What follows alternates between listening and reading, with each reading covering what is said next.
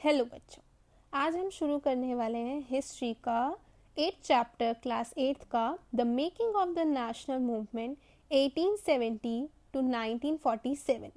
इस चैप्टर के अंदर काफ़ी चीज़ें हैं जो कि बहुत ज़्यादा इम्पॉर्टेंट है और क्वेश्चंस पेपर में आते हैं। उन्हीं सबको ध्यान में रखते हुए मैंने कुछ क्वेश्चंस बनाए हैं जो कि बहुत इम्पॉर्टेंट हैं और आपके एग्ज़ाम्स में आते हैं, जिनके आने के चांसेस बहुत ज़्यादा हैं। चलो हम स्टार्ट करते हैं। What was the impact of the partition of Bengal 1905? जब बंगाल का पार्टीशन हुआ था 1905 में, उसका इम्पैक्ट लोगों के ऊपर या लोगों की जिंदगी के ऊपर कैसे पहुंचा। The partition of Bengal led to Swadeshi and boycott movement, where people stopped using foreign goods and promoted Indian products. Partition Bengal के होने के बाद लोगों के अंदर एक जागरूकता आई, अवेयरनेस आई कि नहीं, अब हमें जो ये ब्रिटिश लोग हैं इनसे हमें क्या चाहिए, फ्रीडम लेकर ही माननी पड़ेगी। इसीलिए उन्होंने स्वदेशी बायकॉट मूवमेंट किया। लोगों ने अब फॉरेन गुड्स को यूज़ करना स्टॉप कर दिया। अब वो लोग फॉरेन के बने हुए जो सामान थे, गुड्स मतलब सामान थे, अब उन्हें इस्तेमाल करना नहीं प्रेफर कर रहे थे, अब वो उन्हें नहीं यूज़ करते थे। और उसके साथ अब उन्होंने जो इंडिया में बनने वाले प्रोडक्ट्स थे उन्हीं को प्रमोट करना शुरू कर दिया, उन्हें ज़्यादा से ज़्यादा इस्तेमाल करने लगे। The partition strengthen national unity and made the freedom movement more popular. Partition होने के बाद जो लोग थे उनके बीच में नेशनल यूनिटी आई। आपको पता है एक इंडिया जो है एक डाइवर्स कंट्री है, जहाँ हमेशा से ही लोगों के अंदर क्या रही है, विविधताएं रही है, डिफरेंसेस रहे हैं, चाहे वो रिलीजन के बेसिस पे हो, कास्ट के बेसिस पे हो या सेक्स के बेसिस पे हो। पर जब ये पार्टीशन हुआ, इससे लोगों के बीच में क्या आया, नेशनल यूनिटी आई। सब लोग एकजुट हो गए। सब लोग, चाहे उनका कास्ट क्या है, क्या उनका रिलीजन है, क्या कुछ भी सेक्स क्या है, फीमेल है मेल है, वो ना देखते हुए सबने साथ में मिलके अपने फ्रीडम के लिए मूवमेंट्स करें, जिसकी वजह से ये मूवमेंट काफ़ी ज़्यादा पॉपुलर हो गया। Next question, what was the significance of the non corporation movement. सबसे ज़्यादा एग्जाम्स में पूछे जाने वाला क्वेश्चन, नॉन कॉरपोरेशन मूवमेंट। कुछ भी हो जाए, आपके एग्जाम में नॉन कॉरपोरेशन मूवमेंट पे क्वेश्चन ज़रूर आएगा इस चैप्टर में से, तो बच्चों प्लीज इस टॉपिक को अच्छे से समझना। नॉन कॉरपोरेशन मूवमेंट से सुनते ही आपके दिमाग में आना चाहिए गांधी जी। गांधी जी थे जिन्होंने ये मास मूवमेंट चलाया था ब्रिटिश रूल के अगेंस्ट में। पर ये ऐसे तो बहुत सारे नॉन कॉरपोरेशन मूवमेंट की तरह काफ़ी मूवमेंट्स हुए थे, पर ऐसा क्यों है कि नॉन कॉरपोरेशन मूवमेंट सबसे ज़्यादा फेमस हुआ? बिकॉज ये पहला ऐसा मूवमेंट था जिसके अंदर डिफरेंट रिलीजन, डिफरेंट कास्ट के लोग जो थे मिल के साथ में उन्होंने क्या किया था, ये मूवमेंट किया था। It marked as first mass movement led by Gandhi ji against British rule.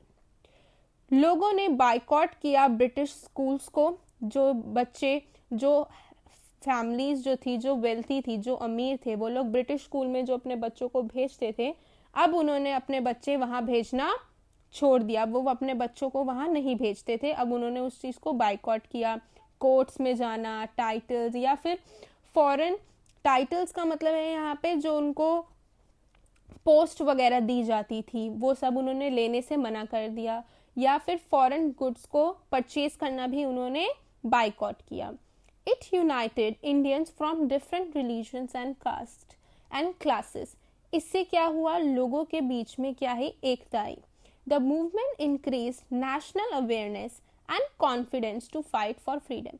अभी तक लोगों को यह पता ही नहीं था कि उन्हें फ्रीडम चाहिए, उन्हें अंग्रेज़ों के कंट्रोल में नहीं रहना है। वो उनको लगता था कि वो जैसा कह रहे हैं उन्हें वैसे करना है। पर इसके बाद लोगों के अंदर अवेयरनेस आई और कॉन्फिडेंस भी आया कि हाँ, हम अपने लिए लड़ सकते हैं, अपने हक के लिए लड़ सकते हैं।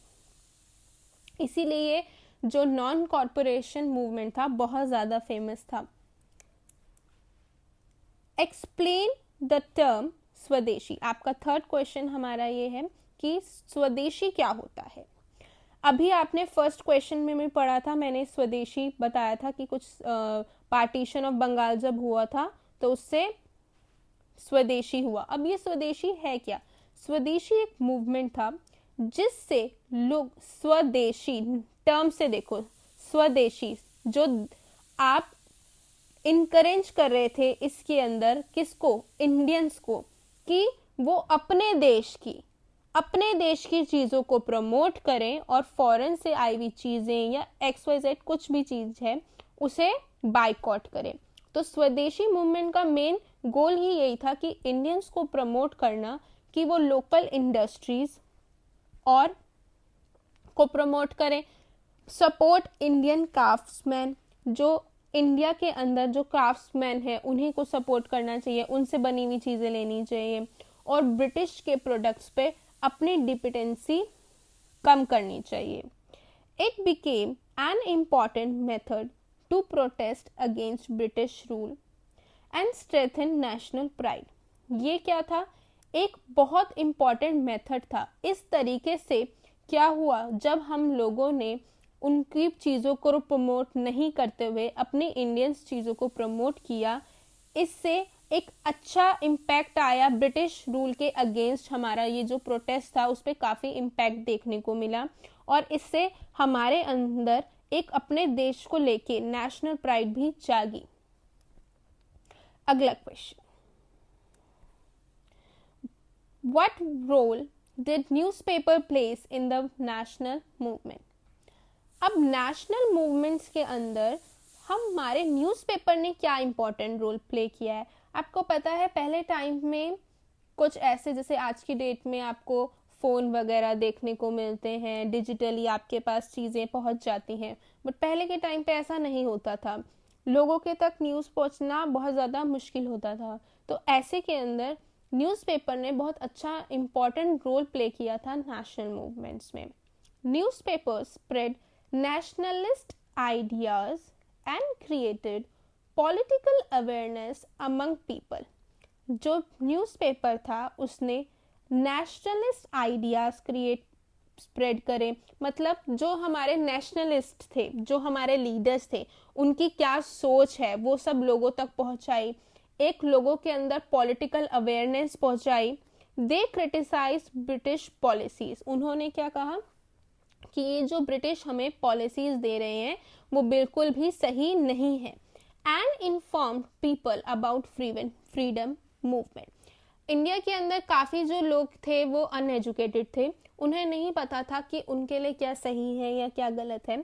तो इस रोल में जो हमारे फ्रीडम फाइटर्स थे, जो हमारे लिए लड़ रहे थे, उन्होंने लोगों तक इन्फॉर्म करा, जो समझाया कि हमारे लिए फ्रीडम मूवमेंट्स करना कितना ज़रूरी है। न्यूज़पेपर ने बहुत हेल्प किया था इंडियंस को यूनाइट करने में और इनकरेज करने में कि वो ज़्यादा से ज़्यादा पार्टिसिपेशन करें किसके अंदर? नेशनल स्ट्रगल के अंदर, ताकि हम लोग जल्दी से जल्दी क्या पा सकें? फ्रीडम पा सकें। अगला question, explain the role of Mahatma Gandhi in the Indian national movement. Freedom की बात है और महात्मा गांधी जी का नाम ना, ऐसा हो नहीं सकता। तो महात्मा गांधी जी का हमारे इंडियन नेशनल मूवमेंट्स में क्या रोल रहा ये हम पढ़ेंगे।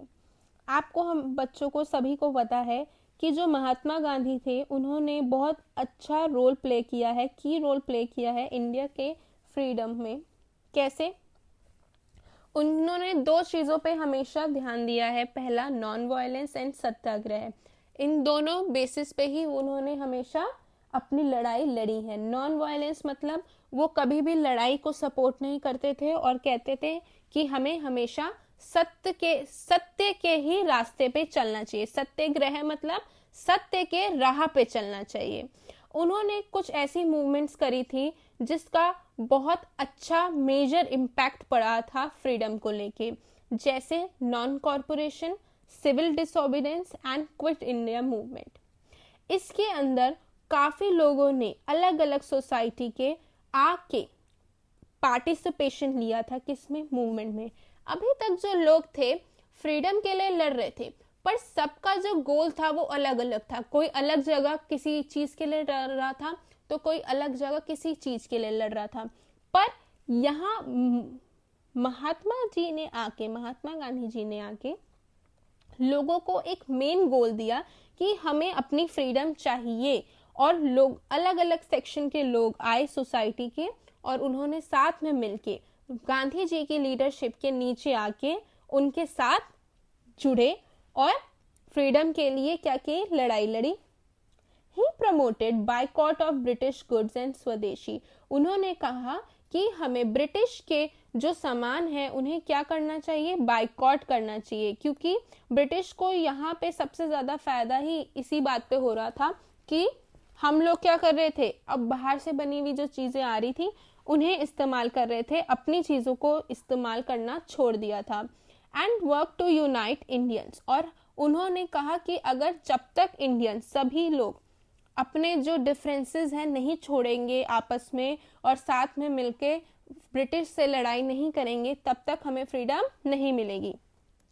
उनकी लीडरशिप से काफी लोगों के अंदर इंस्पिरेशन आई और उन्होंने अपनी इंडिपेंडेंसी के लिए लड़ना पीसफुली सोचा कि हाँ हम भी लड़ेंगे अपनी फ्रीडम के लिए। अब जब अभी मैंने आपको बताया फ्रीडम फाइटर्स थे जो हमारे लिए लड़ रहे थे, तो सबका थॉट प्रोसेस एक जैसा नहीं होता, किसी का अलग तरीका होता है फ्रीडम पाने का, तो किसी का अलग। इसी वजह से हमारे यहाँ दो टीम्स बन गई थी, एक थे मॉडरेट्स और एक थे एक्सट्रीमिस्ट। मॉडरेट्स का क्या मानना था और एक्सट्रीमिस्ट का क्या मानना था? मॉडरेट्स का बिलीव था कि हमें पीसफुली, बिना लड़ाई झगड़े किए हुए, आराम से मीटिंग्स करना, डिस्कशन के थ्रू, पेटिशंस देके अपनी बात कहनी चाहिए। जबकि एक्सट्रीमिस्ट का मतलब का थॉट प्रोसेस था कि हम डायरेक्ट एक्शन करेंगे, सीधा प्रोटेस्ट कर देंगे, बायकॉट करेंगे, एग्जिटेशन करेंगे। मॉडरेट्स का मानना था, उनको ट्रस्ट था किसके ऊपर, British sense of justice and hope for reform thought dialogues. उनको लगा था कि अगर हम अपने बोल के उनको ब्रिटिश को बताएंगे, कोर्ट में जाएंगे, तो हमें जस्टिस मिलेगा, हमारी बात सुनाई देगी। पर जबकि एक्सट्रीमिस्ट का ऐसा थॉट प्रोसेस नहीं था, उन्हें ब्रिटिश पे बिल्कुल भी ट्रस्ट नहीं रहा और उन्होंने कहा कि अब रूल हम खुद करेंगे। मॉडरेट्स ने फोकस किया किसके ऊपर, gradual reforms and constitutional methods, कि जो उन्होंने ब्रिटिश लोगों ने संविधान लिखा हुआ है उसके अंतर्गत रहते हुए ही हम लोग क्या करेंगे, अपनी फ्रीडम की फाइट करेंगे। जबकि एक्सट्रीमिस्ट का मानना था कि हम जल्दी से और स्ट्रॉन्ग एक्शन लेंगे और ब्रिटिश अथॉरिटी को चैलेंज करेंगे। मॉडरेट्स में आने वाले जो लीडर्स थे वो कौन थे, दादा भाई नौरोजी, गोपाल कृष्ण गोखले। जबकि एक्सट्रीमिस्ट में लीडर्स थे हमारे बाल गंगाधर तिलक, बिपिन चंद्र पाल, लाला लाजपत राय। आई होप आप बच्चों को ये अच्छे से क्वेश्चन समझ आ रहे हो, और जो क्वेश्चन डाउट हो आप लोग मुझे कमेंट सेक्शन में भी पूछ सकते हैं। Discuss the method used by nationalist to spread nationalism.